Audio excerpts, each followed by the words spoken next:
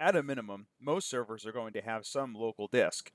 So in this part of this unit, we're going to talk about configuring local disks.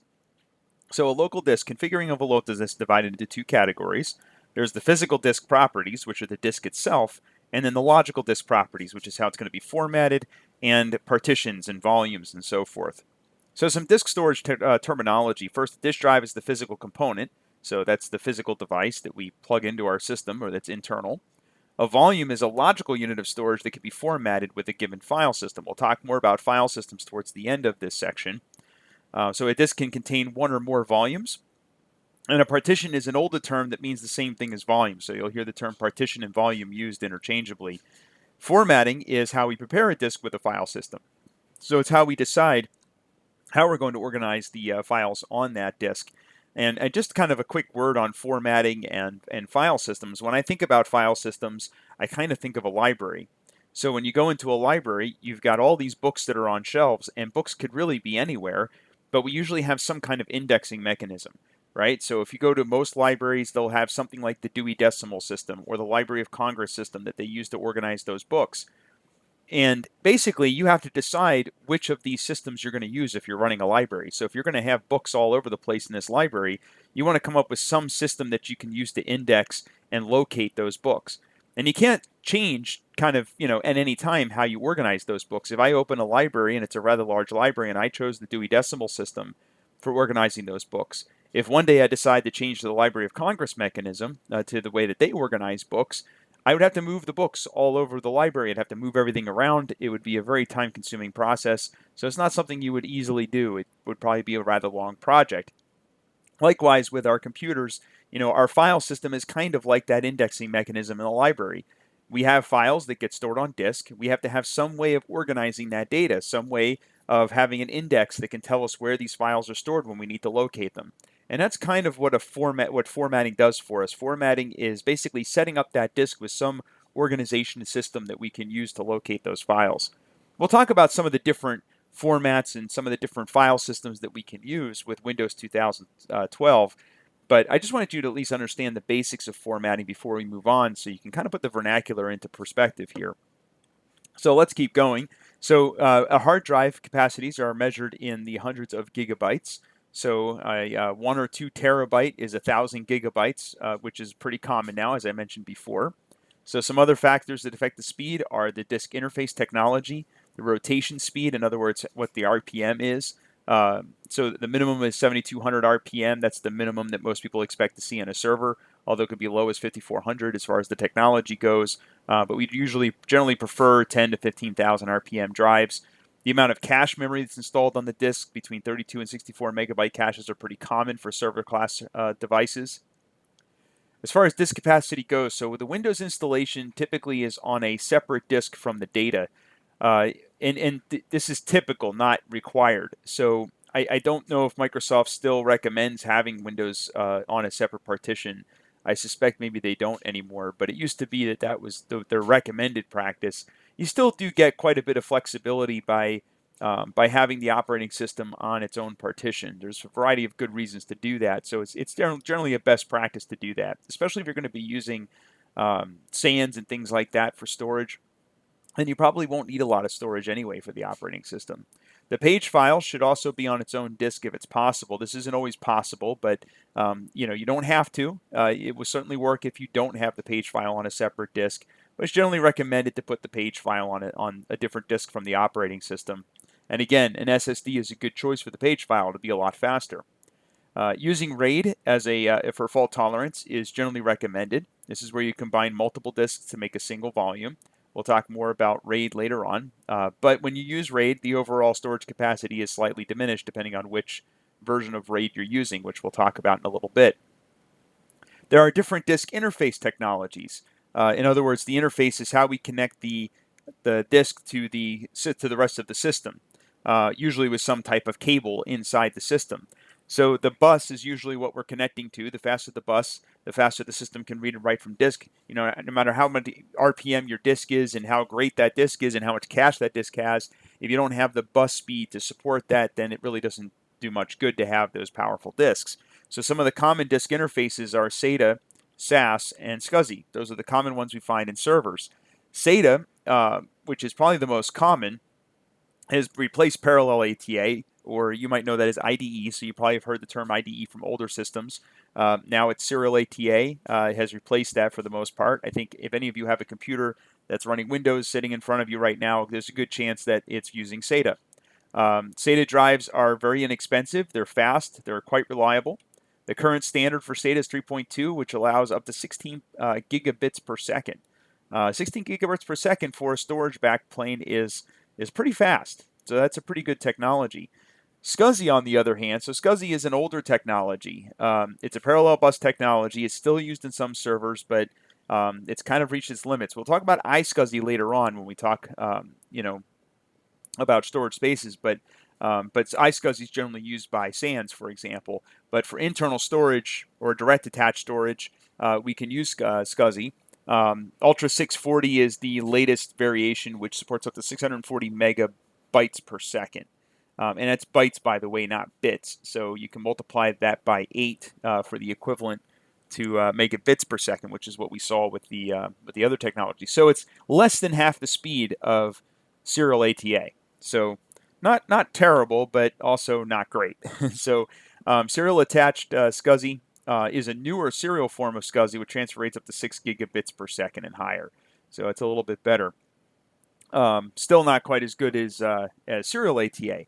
But SAS is generally a little bit more reliable in my experience. So it's a good server technology, and you can get drives that work with SAS backplanes, or you can just use a SATA drive with a SAS backplane. A backplane, by the way, I've used that term a bunch already. It's the connection system that uses a printed circuit board instead of traditional cables to carry signals. So the backplane is, instead of having these ribbon cables all over the place. So for example, with serial attached SCSI, rather than having a long ribbon cable that connects the drives, which is how we used to do things in the old days with SCSI, instead they all connect to a backplane, which is a printed circuit board, which then interfaces with some other technology to the computer itself, to the technology on the motherboard, for example. So a volume is a logical unit of storage that can be formatted with a file system. So there are two Microsoft-specific volume definitions. There's the boot volume, which is where the Windows folder is located, which might also be called the boot partition. Again, we use the term partition and volume kind of interchangeably in the Windows world. So a system volume contains the files the computer needs to find and load the Windows operating system, called the system partition. So you've got the boot volume, and you've got the system volume. So the system volume is created automatically during installation if you're installing an operating system for the first time on a system. It's not assigned a drive letter, so you can't view anything in there with File Explorer.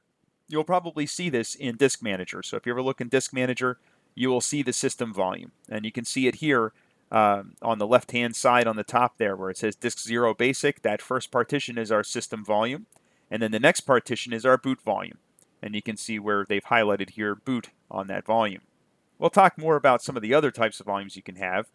So a basic disk can only accommodate basic volumes.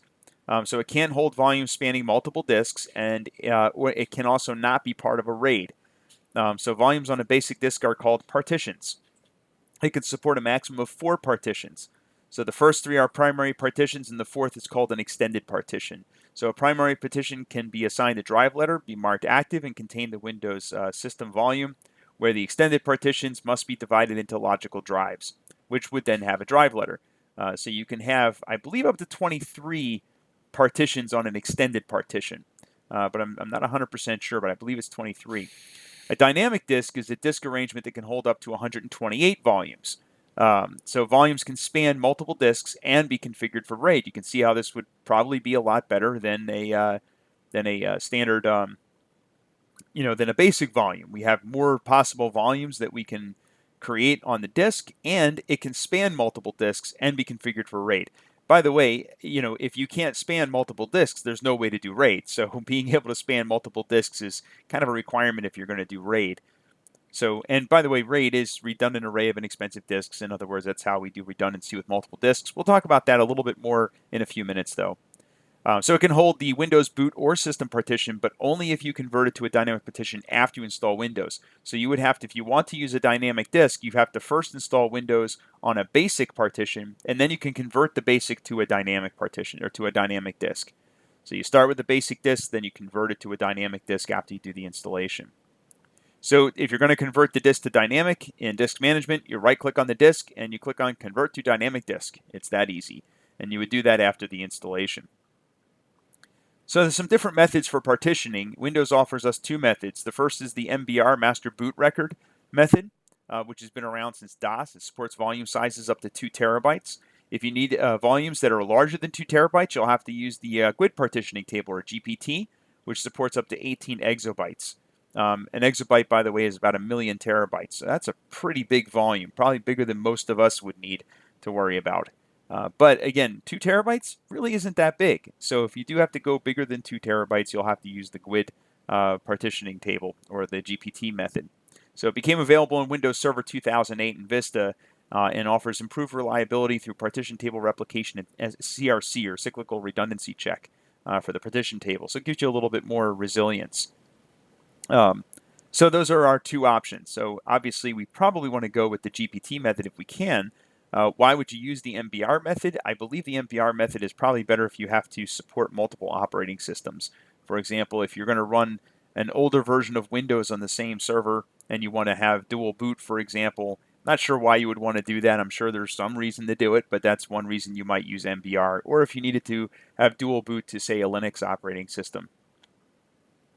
So there are some different types of volumes. Some different types of volumes in 2012 would be simple volume, span volumes, and striped volumes. So a simple volume is where we have all of our data on one disk. A span volume is where our data extends across 2 or more physical disks.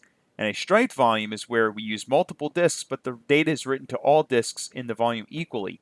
In other words, with a span volume, we fill the first disk, and when that's full, we start using the second disk. And when that's full, we start using the third disk. But with a striped volume, our data is written to the volume equally, and it's not divided by, we don't divide what we write on those disks by files. It's not like file 1 goes on disk 1 and file 2 goes on disk 2. Parts of those files will be on different disks. So it's if you lose one of those disks, it's not like you're going to still have some of your data. You've lost all of your data if you lose a single disk, because the data split along those different volumes. Why would you do that? Performance is one reason. You get much better performance if you're writing your data in parallel to multiple disks, because now you can get much faster throughput. The other reason you might do this is because you need more storage than you have available with a single disk, so you can get more storage space. But I should mention that having striped volumes does give you a much higher rate of failure. And I'll explain what I mean by that. If you were to take a room of 50 people and you were to take a guess as to whether, and this is kind of morbid to think about, but if you wanted to guess in a room full of 50 people what the odds of any of those people dying of some disease in the next 15 years is, you would say it's probably pretty close to 85% if those 50 people are in their 30s, for example. Then there's probably about an 80% chance that one of those people is going to die from a disease in the next 15 to 20 years. Now, looking at yourself, that those odds are much better for you when you're alone, when you're not considered in part of a group like that. So by putting a lot of people into one bucket, we increase the odds that we're going to experience one of these events. But singularly, we're less likely to experience those events. So you kind of get the idea that when we take a lot of drives and we put them all together, there's a good likelihood that one of them is going to fail. Whereas if I just have a single drive, it's a little less likely that a single drive will fail. And the statistics sort of backs that up. The math, I think, really backs that up. So a mirrored volume, or a RAID 1 volume, and by the way, striped volume is typically called RAID 0, but a RAID 1 is, which has no redundancy, by the way. RAID 0 is no redundancy. RAID 1 does give us redundancy. It's where we store all of our data on multiple drives. So it does give us fault tolerance, but it's not very efficient because we have to store all of our data to multiple volumes, to multiple drives. So it's a little less efficient in that sense. RAID 5 sort of fixes that. It basically, you could take 3 or more dynamic disks and you can stripe the data across those drives, but you can also use one of those drives or one of those stripes for parity. And the idea with parity is that if you lose any one of the drives in the RAID array, in a striped volume, if you lost any one of those drives, you would lose all of your data. But with RAID 5, if you lost one of those drives, you'd be able to rebuild it using the parity, because the parity would tell you what should have been on that drive. So that's how RAID 5 works. I didn't really do that justice. I think I've got some other presentations that you could probably link to on YouTube that explain RAID in a little bit more detail, but I didn't want to waste a lot of time in this presentation going over exactly how RAID works. What's more important is understanding that Windows Server 2012 can do RAID, and it does either RAID 0, which is a striped volume, RAID 1, which is mirrored, or RAID 5, which is striping with redundancy. When you format your disks, so once you have a disk, once you have a volume, you're going to have to use some format. There are 3 different file systems that you can use with Microsoft Windows 2012. There's the FAT file system, NTFS, and REFS, which is new in Windows Server 2012. So most modern file systems have some or all of the following components. They have some kind of file naming convention, a hierarchical organization, some data storage method, metadata, attributes about their files, read-only, read-write, and so forth, and access control lists. Although not all of those are required, but most modern file systems will have all of these features. Whether it's Windows, Linux, Mac, it doesn't matter. Most of them will have those features. File systems vary in whether and how each of these components is used. So the FAT file system, or a file allocation table, it has 2 variations, FAT16 and FAT32. FAT16, which is usually just referred to as FAT, is limited to 2 gigabyte partitions. Good Lord, that's small, right? You can't even buy a 2 gigabyte hard drive, right? Windows NT extends this to 4 gigabytes, but good grief, even 4 gigabytes is pretty small. But the maximum file size is 2 gigabytes. Now think about this. Could we have a file larger than 2 gigabytes today? Absolutely, right? If you have a, a VHD file, which is a VM file, that could certainly be, that could certainly be much more than 2 gigabytes. In fact, one of the common places we see people still using the FAT file system, which, it's not a great file system, but one of the common places we see are using FAT on USB sticks and things like that. And sometimes people will try to store these huge files on a USB disk. This happens to me in classes all the time because we use VMs in classes, and students will have their little USB stick. And by default, when you buy a USB stick at Best Buy or at the Staples or whatever, they're usually they're usually formatted with FAT. And you take this, 5 or 6 gigabyte file for your VM, and they'll try to store it to the USB drive. Maybe they'll have a 64 gigabyte USB stick, and it'll fail to store. And the student will say, how come this isn't working? I got a 64 gig stick, and it's got nothing on it. And I'll say, well, you have to format it with NTFS first in order to store a file that's that large. So FAT also does not have support for encryption. It doesn't do file compression. You can't set disk quotas. Some of the reliability features that we find in other file systems. So it's a very basic file system. FAT32, on the other hand, does allow us to go up to 2 terabytes in size, but Windows 2000 and later limits the size of FAT32 creation to 32 gigabytes because of performance. So there are some performance issues. And even NTFS has some performance issues with large file systems too, but FAT32 supports files up to 4 gigabytes in size, so we're still limited in the size. Again, a decent sized VM might be well over 4 gigabytes, so you wouldn't be able to store that on something formatted with FAT32. So FAT32 is the only file system option when using older Windows operating system versions. We're talking older than Windows XP, which are not common anymore. I think it's pretty unusual to find something running Windows older than Windows XP. I've got students sometimes in my classes that were, born after some of the versions of Windows that came out, which is unbelievable to me. But, because I think Windows 95 was really the first real good version of Windows, as a Windows workstation. So it really isn't that old, but Windows 95, Windows 98, FAT32 is pretty much your only option back then. So FAT is very simple. It has very little overhead, which is one of the reasons that it's a popular choice for removable media like flash drives. NTFS was first introduced in Windows NT, which I think came out in in 1992, maybe. I can't remember. It's been a long time, but it supports file and folder permissions, which is a large advantage over the FAT file system. It was added with it was also available in Windows 2000, and after that Windows XP, and pretty much every version of Windows after that. It does include disk quotas, volume mount points, shadow copy, file compression, encrypted file system, so you can encrypt files, So lots of great features in NTFS, and of course much larger volumes are supported in NTFS than we have with FAT, which is important. But when it comes to large file systems, the resilient file system is probably the best choice, and this is a newer file system. Most people aren't familiar with this one. It came out for 2012, and its main use is for large file sharing applications, where volumes are managed by storage spaces, which we'll talk about in a little bit. We're going to get to that at the end of this unit. So REFS does not support file compression. You don't get disk quotas. It doesn't support encryption, right? So we're missing some of those features. And you can't boot from an REFS volume, which means you can't use REFS as your only file system. You're going to have to use NTFS for your system volume. It supports volumes up to 1 yottabyte, which is enormous. That's a lot of storage space. REFS works with storage spaces to automatically repair disk failure caused by corruption, and it's not meant to replace NTFS. But when you think about it, with these virtual server farms, we now have a need for much more storage space, and storage spaces allows us to do that in conjunction with REFS, which we're going to talk about later on.